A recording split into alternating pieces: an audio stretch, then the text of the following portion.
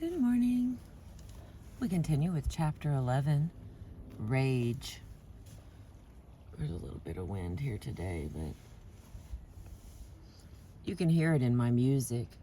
It's always been there. I had it when I was a little kid. I have it now. I've been raging through life as long as I can remember. I'm not sure what the rage is all about. A restlessness and anger when things are too calm or slow or boring. When people are phony, when too much is expected of me, or boring. Oh, wait. Oh, there's a puppy in the water. A restlessness and anger when things are too calm or slow or boring. When people are phony, when too much is expected of me, or too little. I rage when I'm threatened, or when it seems like I've hit a dead end. My rage finds me a way out, a shortcut around the back alley, an escape hatch through the floor. Don't get me wrong, in middle age, my rage is now something like it used to be. We all slow down. I like mellow people, and I can even enjoy a few mellow moments, but it doesn't take much to get me going. I know myself. I'll be raging in the old age home. It's not easy to sort out that early rage, the places it took me. I've got some puppy over here having a nice time in the water. Okay, he's joking now, but it was fun before that. It's not easy to sort out the early rage that took the places it took me, the people who were friends, freaks, foes. You could say I was crazy. I sure as hell wasn't normal. But as I look back and follow my path from scene to scene, running around the country, looking to get over, building up some kind of name for myself, seeing everything there was to see, trying everything there was to try, I get dizzy. It all happened so fast. At age 18, I got rid of Dorothy, at least for a while. In California, 18 means you're no longer a minor, and I no longer needed a chaperone. I went out with Abby of the Old Peaches as my road companion and was excited about my new freedom. But gigs were scarce. Texas was the only bright spot. We were staying at John Lewis's house in Dallas while he booked us around the state. After a month or two, though, the work dried up. Meanwhile, Jackie Wilson was playing St. Louis. He was enjoying his first big hits with songs written by Billy Davis and Berry Gordy before he started Motown. Reet Petite, To Be Loved, and Lonely Teardrops. I liked Jackie.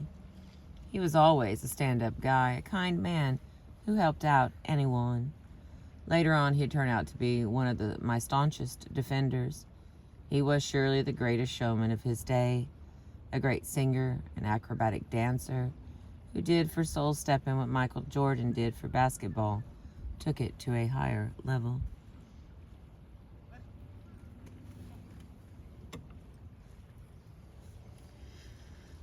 The night before I was supposed to leave for Missouri, I got drunk.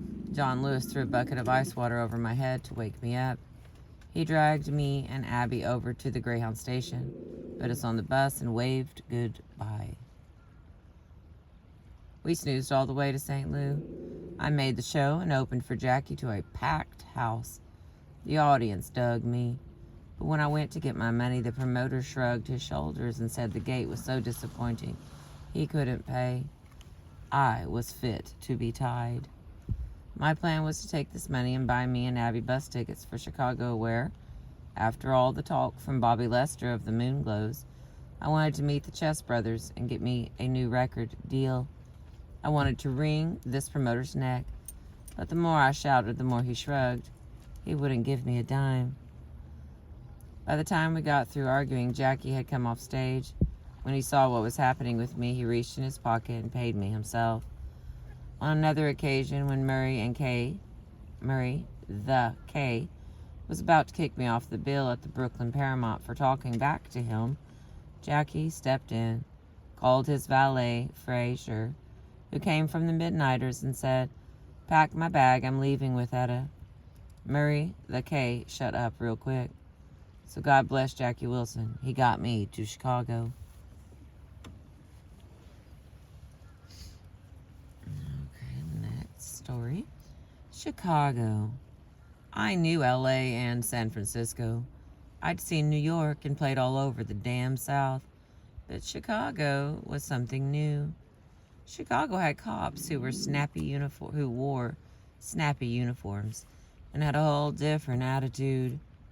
Chicago cops, at least, the brothers I met, could be cool. Chicago had the hawk. What mean-ass wind coming off the lake. That mean-ass wind coming off the lake. And Chicago had the blues.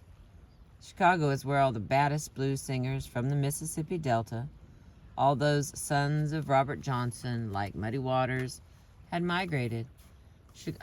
Chicago had the L train and Maxwell Street with its Jewish pushcarts, and the South Side with its black blues bars owned by Jewish brothers from Poland named Phil and Leonard Chess, who talked with thick old world accents.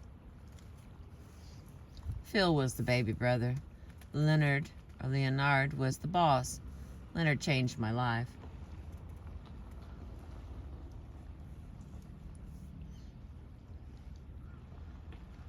Getting to Leonard, though, wasn't easy. When Abby and I arrived in Chicago, we were dead broke. We were staying at the Parisian Hotel, working up a bill we knew we could never pay. The couple of times I went over to the Chess offices, I could never get to see anyone. I needed help. But Harvey was on the road and John Lewis back in Dallas.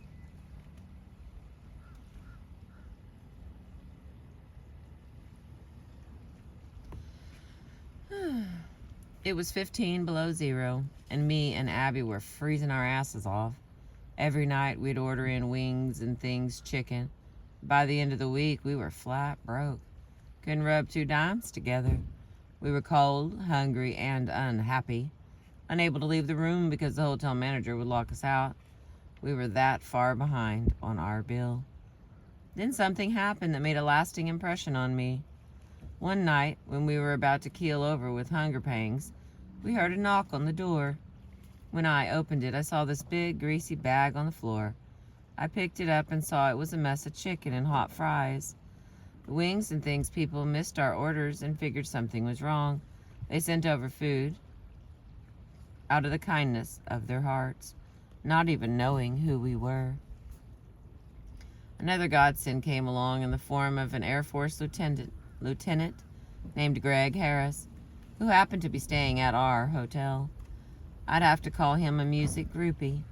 He was one of those crazy fans whose main man was pianist Ahmad Jamal, Chess's most popular jazz artist.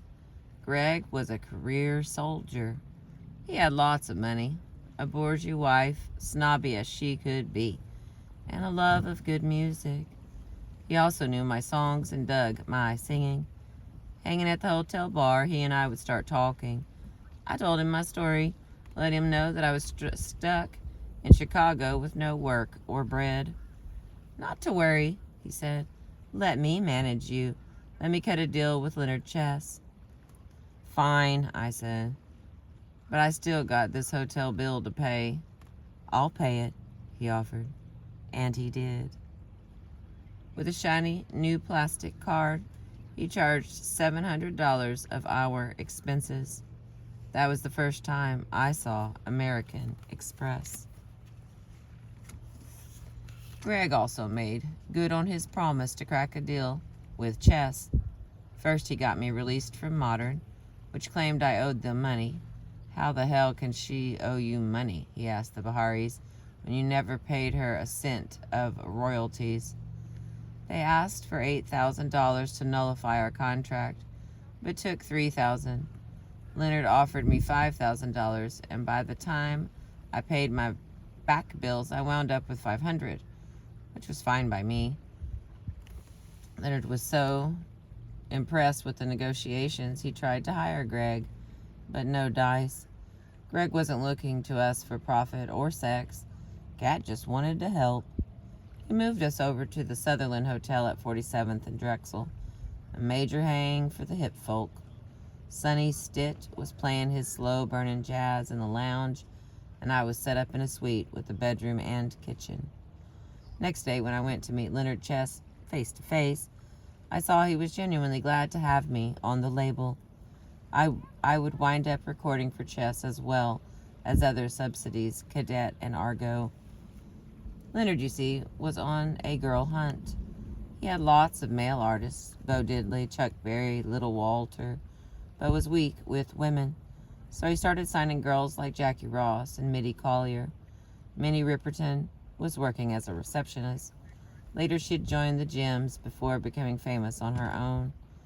I was part of Leonard's campaign to find female singing stars. Leonard was funny. He couldn't keep a beat.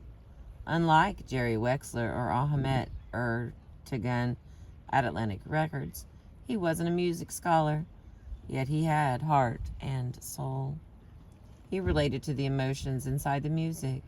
He once owned a juke joint at 31st and Indiana, sold records door to door out of the trunk of his car, and was known to carry a big gun wherever he went. Through his bar and liquor business, he had been exposed to all these great Chicago bluesmen. He saw their popularity among the folks in the neighborhood. He also saw that the big labels were ignoring them. Because he really didn't know how much about music, when he recorded them, he left them alone. He let Memphis Slim and Howlin' Wolf be their own bad selves. He got their records without frills. He also hired people like Willie Dixon, who was organized and could write a song or rewrite someone else's. There was so much raw talent floating around the Chicago ghetto. It was hard to make a musical mistake, and Leonard didn't make many.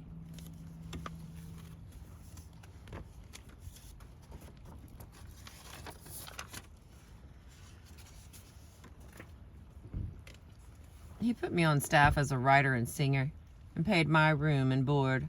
Already that was more than Modern had ever done. I'm not saying Leonard was 100% kosher. Sure, he ripped off copyrights. He fucked you on royalties. Business was plenty funky back then, still is. But for a kid like me, Leonard was the man who kept me from starving or having to work at the Five and Dime.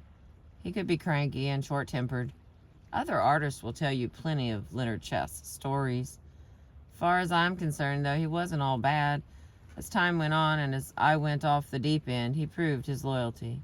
I liked him. I didn't like singing for Chuck Berry. Chuck was a wise guy and a cynic. He was also smart, saying things I'd remember like, show business is too much monkey business. His songs were smart because, unlike most of us, he was aiming straight at white teenagers, the saddle shoe crowd. He had a marketing mind. He sang and wrote to sell. One of the first things Leonard Chess showed me was a check made out to Chuck for $96,000 for Maybelline. He said, "This is the kind of check we pay our artists." While I examined it, though, I noticed the name Alan Freed, the DJ, was also on there. I wanted to know why. "Look, darling," said Leonard in his Yiddish-flavored English, "certain deals you have to make." Chuck Berry knew how to make a deal. I liked how he took care of business. He was a personable guy who was into himself. When he showed up at a session, he had presence, authority. He was another one who talked about getting front money. Like Sam Cooke, Chuck kept telling me how record companies are like banks. They're loaning you money to make a record. You pay back that money with sales. But once the loan's repaid, Chuck would say, make sure you get royalties. Because he was so sharp, he might have been the only one who got any royalties out of Leonard. Add in Ahmed Jamal. I remember the time Ahmed had his accountants go through Chess's books while Leonard's face was turning pale white and puke green. When it came to background singers and musicians, though, Chuck Berry was a skinflint. I know, 'cause I sang on Back in the USA and Almost Grown. The pay was pathetic, but the fact that Chuck never fed us a real lunch during a long day of singing, that's what sticks in my mind. He handed out those little yellow crackers with peanut butter in the middle, the vending machine variety. Man, I was starving. I was dealing with the Chicago winter. I was dealing with the new label that kept talking about crossover, a word I heard but never really understood. Leonard had all kinds of ideas about how to sell me. For example, he loved triangle songs about me, my boyfriend, and another woman. In the triangle, I'd be the loser. The first of those tunes came from Detroit, from Billy Davis and Berry Gordy, whose sister Gwen, a co-writer of the song, had started a label of her own, Anna Records, the model for Motown. Leonard had a good relationship with Berry and told me I should record All I Could Do Was Cry, a ballad. The song has me sitting in church while watching my man marry someone else. I play the part of the lady left out, scorned and wronged. For them life has just begun. I sing as rice is thrown over their heads, and mine is at an end. I sang like I meant it, and maybe I did. Maybe I foresaw the future. In the near future, I'd get to live the very song I was singing. The pain would prove personal. For the time being, though, I thought I was pretending, play acting, not knowing I was really playing the fool. Professionally, Harvey and I got closer. Chess packed us as a duo and had us singing I Just Want to Make Love to You, and If I Can't Have You. Songs close to my true feelings about Harvey, who couldn't have cared less. What he did care about was money, and so did I. We weren't making much at chess. All I Could Do Was Cry would turn out to be a big R&B hit, my biggest since Roll With Me, Henry. But it didn't come out for a long time. Meanwhile, Harvey got the idea of booking some dates. Me, a new group of Moonglows, an old friend of Little Richard's from Georgia called Percy Welch, and a shake dancer named Titty Tassel Tony from Toronto. Quite a show. Percy Welch might have been a model for Little Richard. I'd say he was even prettier than Richard. Percy was a kickin' drummer with a big pompadour and fancy white shirts, who loved to sing Bobby Merchant songs like There Is Something on Your Mind. Meanwhile, Harvey had put together a new crop of Moonglows, including Chuck Barksdale, who took a break from the Dells, his home group. The rest of the guys came from D.C., Chester Simmons, Reese Palmer, James Nolan, and Marvin Gaye. Marvin wasn't even 21, and this was his first big-time break. I'd call him a proud Aries. He was a little arrogant. I could see he was troubled and moody, but he also had the vocal quality of a star. He was the only Moonglow who wasn't going crazy chasing women. The boy was shy. Women were chasing him, and often as not, he was running the other way. Women scared him. Marvin and I were about the same age and got to be friends. He was always looking for a confidant, and we both looked at Harvey as an authority figure. At the same time, we all knew Harvey was capable of stealing our bread, and we watched him like hawks. He knew if we caught him, we'd throw his ass out of the speeding car. Excuse me. The show itself was down and funky. Percy opened with his four-piece band. Titty Tassel Tony came next. While Percy was playing Night Train, she'd be bumping and grinding and sticking flaming mullets down her throat. The crowd ate up her fire-eating antics. With cat eyes and blonde hair and a cup dress pushing up on my ass, I'd come out singing, Roll With Me, Henry, Good Rockin' Daddy, a Ray Charles tune like Nighttime Is the Right Time, and a B.B. Blues number like Sweet Little Angel. Then the Moonglows, their hair processed and shiny, would croon sincerely, and 10 commandments of love, looking sharp in their hard-pressed lime green slacks and shark-skin sport coats with no shirts underneath. Their skin all oily and buttery, sweat streaking down their chests, cakey makeup melting all over their faces. Sexy as hell. So sexy that the boys had no trouble scoring, Harvey included. I looked the other way, but who was I kidding? Maybe I put up with it because our musical lives were so tightly merged. I didn't want to rock the boat. Not only were we singing for Chess as a duo, but we were also sneaking behind Leonard's back. Harvey got Kent Records to record us on Betty and Dupree.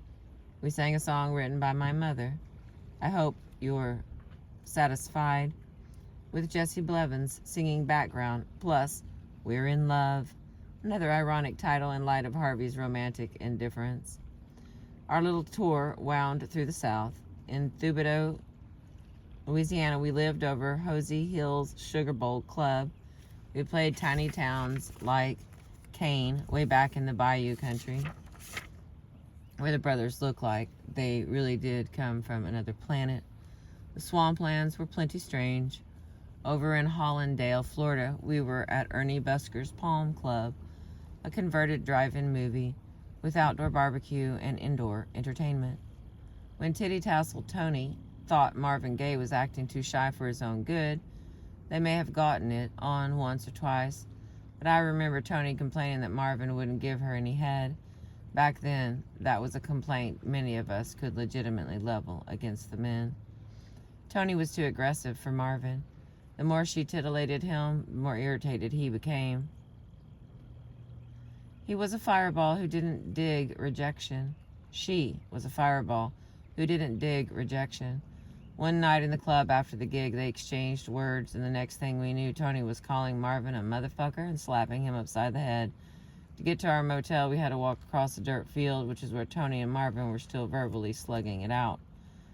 Y'all don't even mean it, I said. Y'all need to make up and get together. With that, Harvey pushed Tony into Marvin, and the next thing we knew, they fell into a ditch, just the two of them. Tony landing on Marv's stomach. That's when the fight started for real. Tony scratching Marvin and Marvin mauling Tony. And suddenly, here's this blood-curdling scream from Marv. She bit me! She bit me in the stomach! And sure enough, Tony takes the plug out of Marvin's tummy, and he's bleeding, and Harvey and I jump down into the ditch where we try to separate them. Harvey pulling at Marvin, me pulling at Tony, and finally we break them apart. And when I look up, I see Tony has a chunk of Marvin's skin between her teeth. Poor Marv carried that scar on his stomach till the day he died. That was the same tour where we got busted outside Beaumont. By then, Bobby Lester had rejoined the Moonglows, and we were on our way to Houston. Abby Mitchell, who was traveling with me, got involved with Chuck Barksdale, and we were all pretty much involved with weed. We kept our marijuana in a Prince Albert tobacco tin. I kept the can in my room. Trouble started when, in the middle of the night, Tony stole some grass out of the tin, rolling some joints that she tied up in a red satin bow, which she clasped to the back of her bra. Next day, when we hit the road, Tony was sewing away in the back seat while I was holding Prince Albert in my bosom. I didn't know about the missing weed. Our little clan was in two cars. The girls in the old station wagon, the guys in Bobby Lester's Imperial. The Imperial needed a new battery and the wagon needed gas, so we pulled into a service station. Truck stop. Tony got out of the car to stretch. No one was paying attention. No one saw the red satin bow filled with joints fall out of Tony's bra to the ground. No one except the gas attendant. We didn't know it at the time, but he called the cops, telling the mechanic who was changing Bobby's battery to stall until the law arrived. So we were just sitting there, wondering what was happening, when I glanced over at this unmarked car with two antennae in the back. Two guys got out and went into the restaurant. Naturally suspicious, I followed them with my eyes until I saw them peeping from behind the restaurant curtains, looking directly at us. Prince Albert was keeping me paranoid. Remember, this was the 50s when pot could land your ass in the pen. Hurry, y'all, I said. Let's get out of here now. Tony was milling around the car, looking on the ground for something. I didn't know what. Finally, she got in. Bobby's new battery was in place, and we drove off. No more than 10 miles down the highway, we saw these red lights blinking in front of us. A half-dozen cop cars had blocked the road. I turned around and saw more cop cars behind us. There was no going back, no going forward. I was nervous, but figured this was just some regular black folk harassment. Tony still hadn't said shit about the missing joints. The cops pulled up, ordered us out of the car, and had us standing there wondering what was going to happen next. A cat named Moon was in charge, a Texas Ranger. It was Moon who ordered us back in the cars and drove us to Beaumont.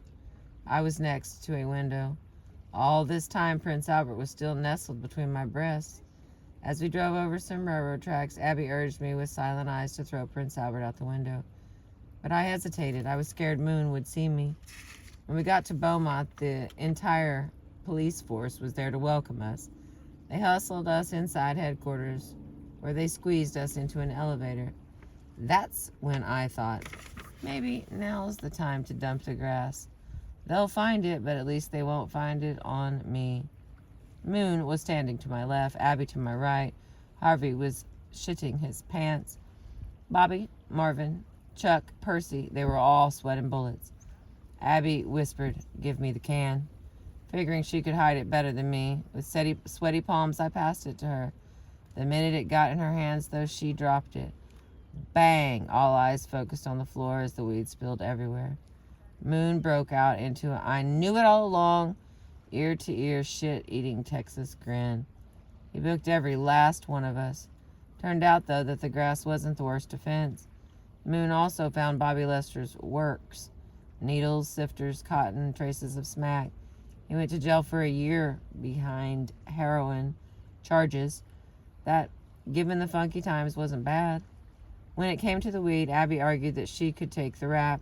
She reasons that if they put me away, I couldn't make any money.